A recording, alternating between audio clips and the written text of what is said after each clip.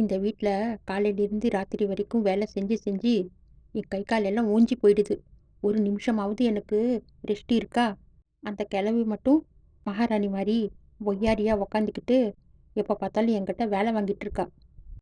இன்னைக்கு இதுக்கு ஒரு முடிவு கட்டணும். என்ன, உங்களுக்கு நல்லா தானே இருக்கீங்க? விசிறி எடுத்து வீச வேண்டியது தானே? எதுக்காக ஃபேன் போட்டு வச்சிருக்கீங்க? கரண்ட் பில் எவ்வளோ வருது உங்களுக்கு தெரியுமா? சும்மா உக்காந்துட்டு இருக்கிறதுக்கு கைவிசிறி எடுத்து வீசினா ஒன்றும் குறைஞ்சி போயிட மாட்டீங்க. நான் ஃபேன் ஆஃப் பண்ணுறேன். கரண்ட் பில்லு எவ்வளோ வருது உங்களுக்கு தெரியுமா? ரொம்ப புழுக்கமா இருக்குமா, அதனால தான் ஃபேன் போட்டேன். ஆ, உங்களுக்கு என்ன? நீங்கள் ஃபேனும் போடுவீங்க, விட்டா ஏசியும் போடுவீங்க. ஆனால் கரண்ட் பில் கட்டுறது யாரு? உங்களுக்கு இங்கே புழுக்கமாக இருக்குதுன்னா போய் வெளியில் உக்காருங்க. வெளியில் நல்லா காற்று வீசுது. சரிம்மா, நான் போய் வெளியிலே உக்காடுறேன். காலையிலேருந்து ஒன்றுமே சாப்பிடல. தண்ணி குடிச்சு குடிச்சு வயிறெல்லாம் குப்புன்னு இருக்கு. இப்போ தான் பசிக்குது. லட்சுமி, லட்சுமி, ரொம்ப பசிக்குது, சாப்பாடு எடுத்துட்டு வா. 3 வேளையும் இப்படி உக்காந்து கொட்டிக்கிறீங்களே, உங்களுக்கு கொஞ்சம் கூட வெக்கமாவே இல்லையா? நீங்கள் உக்காந்த இடத்துல நான் கொண்டு வந்து உங்களுக்கு சாப்பாடு கொடுக்கணுமா? இந்த பாருங்க, அரிசியெல்லாம் தீந்து போயிடுச்சு. உங்கள் பையனுக்காக 2 சப்பாத்தி தான் சுட்டு வச்சுருக்கேன். சாப்பாடெல்லாம் ஒன்றும் இல்லை. வேணா பழைய சோறு இருக்கு, குடிக்கிறேன், குடிச்சிட்டு தூங்குங்க. லட்சுமி, ராத்திரியில் பழைய சோறு சாப்பிட்டா உடம்புக்கு ஆகாது. அதான் வெயில் இப்படி அடிக்குதே. உங்களுக்கு தான் புழுக்கமாக இருக்குன்னு சொன்னீங்களே, பழைய சோறு சாப்பிட்டுட்டு தூங்குங்க, ஒன்றும் ஆகாது.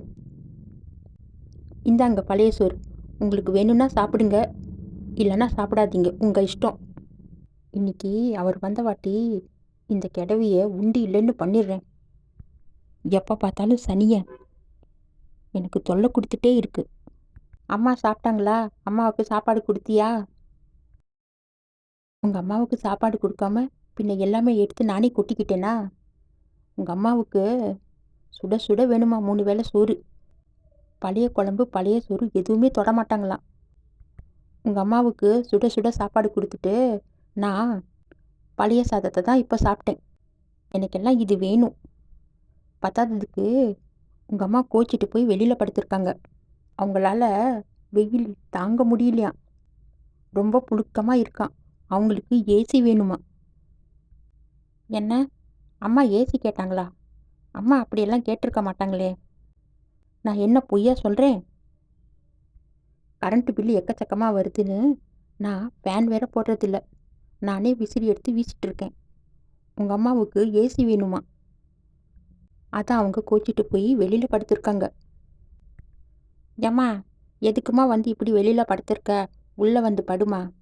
என்னால் இப்போ எல்லாம் ஏசி வாங்குற அளவுக்கு வசதி இல்லைம்மா, கொஞ்சம் பொறுத்துக்கோ. வந்து உள்ளே படு. வெளியே கொசு தொல்லை ரொம்ப அதிகமாக இருக்குது. கொசுங்கெல்லாம் கடிச்சா உடம்புக்கு ஆகாது. உள்ளே வந்து படுமா. எனக்கு எதுக்குப்பா ஏசி? எனக்கு அதெல்லாம் ஒன்றும் வேணாம்ப்பா. நான் ஏசியெல்லாம் ஒன்றும் கேட்கலப்பா. எனக்கும் என் புருஷனுக்கு மத்தியில் நீங்கள் சண்டை மூட்டி விட்றீங்களா? நீங்கள் தானே உள்ளே ரொம்ப புழுக்கமாக இருக்குன்னு வெளியில் வந்து படுத்தீங்க. இப்போ வந்து ஒன்றுமே நடக்காத மாதிரி நடிக்கிறீங்களா? இந்த கிழவியை தாங்கு தாங்குன்னு தாண்டிட்டு இருக்காரு. இந்த கிழவியை எப்படியாவது பிளான் பண்ணி வெளியே அனுப்புனாதான் எனக்கு நிம்மதியாக இருக்கும். அம்மா, இட்லி நல்லா சூடாக மல்லிப்பூ மாதிரி இருக்குது. வந்து என் கூட உக்காந்து சாப்பிடுங்க. லட்சுமி, போய் அம்மாவை கூட்டிகிட்டு வாப்போ. எங்க, நீங்கள் சாப்பிட்டுட்டு போங்க. அவங்க தூங்கி எந்திரிக்கிறதே 12 மணிக்கு தான். அவங்க எந்திரிச்சு அப்புறமா மெதுவாக சாப்பிட்டுட்டோம். நீங்கள் சாப்பிட்டுட்டு கிளம்புங்க. நீங்கள் போய் வயலில் வேலை பண்ண வேணாமா? ரொம்ப உடம்பு முடியல, காய்ச்சல் வர மாதிரி இருக்குது. லட்சுமி, லட்சுமி, எனக்கு கொஞ்சம் டிஃபன் கொண்டாந்து கொடுமா. ஆமாம், இந்த கிழவிக்கு டிஃபன் ஒன்று தான் கேடு. இதா வரேங்க அத்தை, இந்தாங்க சாப்பிடுங்க. என்ன லட்சுமி இது, பழைய சோறு கொடுக்குற? நைட்டே பழைய சோறு சாப்பிட்டு என் உடம்புக்கே முடியல. இப்போவும் இந்த பழைய சோறு சாப்பிட்டா என்னால் முடியாதுமா. ஏதாவது 2 சூடாக இட்லி சப்பாத்தி ஏதாச்சும் இருந்தாலும் கொடு, நான் சாப்பிட்டுக்கிறேன். உங்களுக்கு 3 வேளையும் சூடாக கொட்டிக்கிறது தவிர வேற ஒன்றுமே தெரியாது. நல்லா உக்காந்து எருமை மாடு சாப்பிட்ற மாதிரி சாப்பிடுங்க. உங்களுக்கு 3 வேளை சுட சுட சமைச்சு போகிறதுக்கெல்லாம் எனக்கு தெம்பு இல்லை. மிஞ்சி போனது பழசையெல்லாம் நான் சாப்பிட்டு சாப்பிட்டு சீக்கிரமாக போய் சேர்ந்துடணுமா? நீங்களே சாப்பிடுங்க. இதுதான் டிஃபன். உங்களுக்கு இஷ்டம்னா சாப்பிடுங்க, இல்லைன்னா சாப்பிடாதீங்க. உங்கள் இஷ்டம். இந்த பழைய சோறு சாப்பிட்டா எனக்கு இன்னும் ஜுரம் அதிகமாயிடும். நான் இதை சாப்பிட்றத விட சாப்பிடாமலே நான் தூங்குறேன். என்னால் ரொம்ப முடியல. அம்மா ஏன் படுத்துட்டு இருக்காங்க? அவங்க உடம்புக்கு முடியலையா? உங்கள் அம்மாவுக்கு உடம்பெல்லாம் நல்லா தான் இருக்குது. வாய் தான் ரொம்ப ருசி கேட்குது. காலையில் நான் போய் இட்லி கொடுத்தா இந்த இட்லி நல்லாவே இல்லை, கல் மாதிரி கெட்டியாக இருக்குன்னு சொல்கிறாங்க. மத்தியானம் சாப்பாடு சுட சுட எடுத்துகிட்டு போய் கொடுத்தா இந்த சாப்பாட்டில் உப்பும் இல்லை, காரமும் இல்லை, இதை மனுஷனா சாப்பிடுவாங்கன்னு அப்படி திட்டுறாங்க. ராத்திரி போய் சப்பாத்தி பண்ணி வச்சா அந்த சப்பாத்தி நல்லாவே இல்லையா. உங்கள் அம்மா எப்போ பார்த்தாலும் என்னை ஏதோ சொல்லிகிட்டே இருக்காங்க. நீங்கள் உங்கள் அம்மா சொன்ன பொண்ணையே கல்யாணம் பண்ணியிருந்தா உங்கள் அம்மா சந்தோஷமாக இருந்திருப்பாங்க. நீங்கள் என்ன விரும்பி கல்யாணம் பண்ணிக்கிட்டீங்கன்னு உங்கள் அம்மா என்னை பழி வாங்குறாங்க. டெய்லி டார்ச்சர் பண்ணுறாங்க. என்னால் இந்த டார்ச்சர் எல்லாம் தாங்கவே முடியல.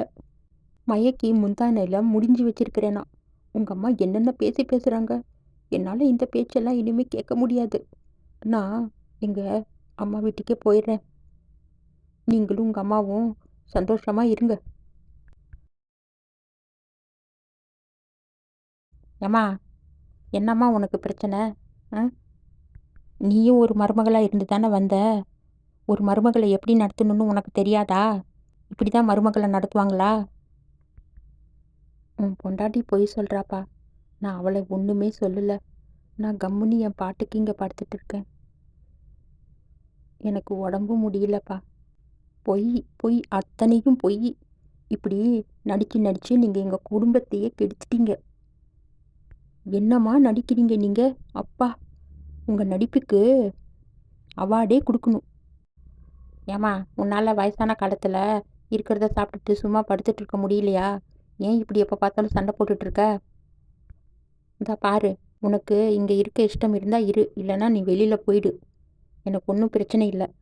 டெய்லி உங்கள் 2 பேர் பிரச்சனையை தீர்த்து வைக்கிறதே இப்போ எனக்கு பொழப்பாக போயிடுச்சு.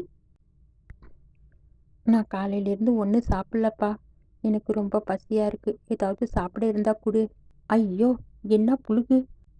இப்போ தான் கொண்டு வந்து சப்பாத்தி கொடுத்தேன். 4 சப்பாத்தி முழுங்கிட்டு இதை மாதிரி பொய் சொல்கிறீங்களே நீங்கள். அத்தை, இது உங்களுக்கு அடுக்குமா? 4 சப்பாத்தி சாப்பிட்டுட்டு என்னம்மா நடிக்கிறீங்க நீங்கள்? என்னால் இனிமேல் இந்த வீட்டில் எல்லாம் இருக்கவே முடியாது. நான் முதல்ல கிளம்புறேன்ப்பா. ஏம்மா, உனக்கு கொஞ்சம் கூட மனசாட்சியே இல்லையா? இப்படி வந்தவளை போட்டு டார்ச்சர் பண்ணுறியே. நீ முதல்ல இங்கேருந்து கிளம்பு. என்னால் இனிமேல் உன்னை வச்சுட்டுலாம் சமாளிக்கவே முடியாது. ஏப்பா, எனக்கு இந்த உலகத்தில் நீ மட்டும்தான்ப்பா இருக்க. எனக்கு வேற யார் இருக்கா? நான் எங்கே போவேன்? நீ எங்கே வேணாலும் போமா. நீ எங்கே வேணாலும் போ, எப்படி வேணாலும் இரு. நீ கொஞ்ச நாள் வெளியே இருந்தால் தான் உனக்கு புத்தி வரும். உன்னை நம்ம தாங்குன்னு தாங்குறோம் இல்லை? அதான் உனக்கு என்னமோ பண்ணுது. நீ முதல்ல கிளம்பு. நீ போய் வெளியே இருந்து பாரு, அப்போ தெரியும் உனக்கு உன் மருமகளோட அருமை. இவன் பொண்டாட்டி பேச்சையே கேட்டுட்டு நான் சொன்னதை நம்பாமல் இப்படி என்னை வெளியே அனுப்பிட்டானே. நான் எவ்வளோ கஷ்டப்பட்டு இவனை வளர்த்துருப்பேன்.